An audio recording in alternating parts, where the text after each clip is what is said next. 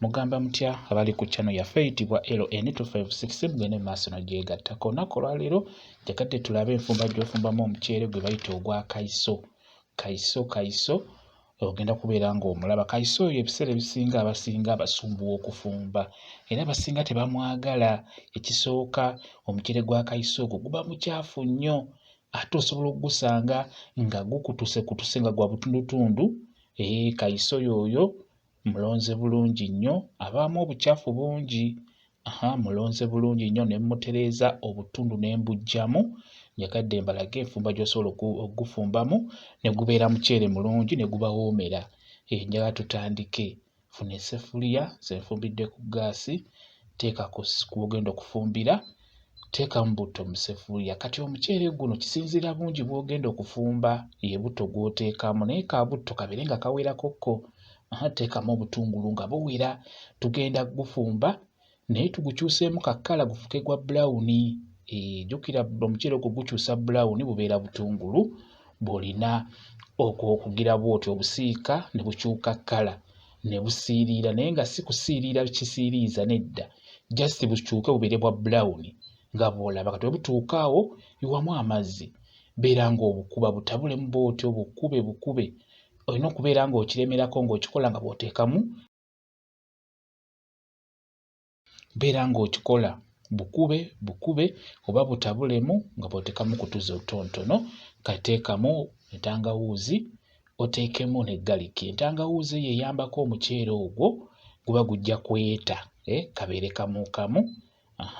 N'ekirala guteekamu appetite. Entangawuuzi eteekamu appetite mu muceere ogwo gw'agenda okugulya n'obeera ng'ojja gulya bulungi nnyo.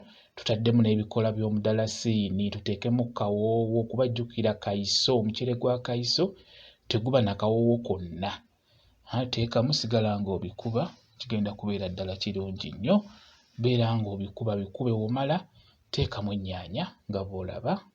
Sigala ng'otabulamu, teekamu ku nnyaanya, osigale ng'otabulamu. Ndowooza obiraba ebirungo byaffe. Olina obba okubira ddala obutungulu obwo buggwerewo ddala, kwegamba buggwerewo ddala. N'omunnyo togwerabira, teekamu omunnyo ogwo gunoge.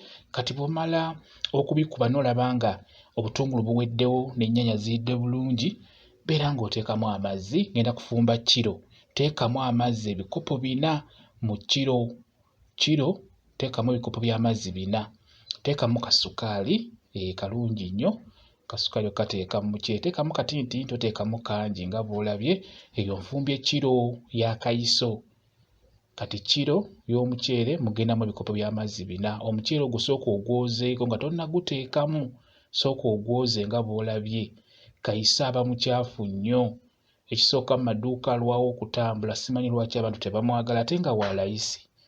Kuba kiro ya 30, ewalala 35. N'olwekyo fumba omuceere ogwa kayiso, gugenda kubeera muceere mulungi nnyo, gugenda kuwoomera ng'ogufumbye bw'otyo. Bukoola kootimiiru muteekemu bw'otyo nga bw'olaba. Eyo green pepper naye muteekemu, byongera akawoowo mu muceere ogwo ne gubeera mulungi ng'ogulya wano n'obeera ng'oguwulira nga mulungi. Kati bikkako omuceere ogwo we gutuuka awo ne gukala, amazzi ne gakendeera, n'obeera ng'osobola okugulaba bw'otyo nga bw'ogulaba. Kimanyi kati awo oba olina okukendeeza omuliro, gusigale ku muliro omutono ennyo, kuba nabagamba omuceere gujja bbugumo, tegujja muliro ogwo gwa bbugubugu, kuba gujja kusiirirako gukuleme n'okuggiisa. Kati nga bw'olaba yo ggaasi mukendeezezzaako, kaliro katini nnyo kendeseeko, guzzeeko, bikkako. Kati kola bibyo, awo genda okole ebibyo, ojja kudda otabulemu butabuzi. Ndowooza ogulaba guugwo, amazzi gaweddemu, kati guli mu kukala bukazi na kwongera kujja. Ogulaba omuceere gwaffe guyidde bulungi nga bw'ogulaba. Kayiso oyo mufumba bulungi nnyo, ajja kuwoomera singa onaba omufumbye bw'otyo nga bw'olabye. Ndowooza ogulaba omuceere gwaffe gufaananye bwe gutyo, gukyuse kkala ne gufuuka ogwa bulawuni. Abasinga gwe muyita piraawo ataliimu bifi, bwe gutyo bwe gufaananye. Ekikyusa omuceere ogwo buba butungulu nga bwe nkugambye, bwe bugukyusa. Fumba kayiso agenda kuwoomera, mufumbe bw'otyo nga bw'olabye. Mwebale kubeera ku channel yaffe eyitibwa LN256 mugende mu maaso n'ogyegattako mubeere bulungi mweraba.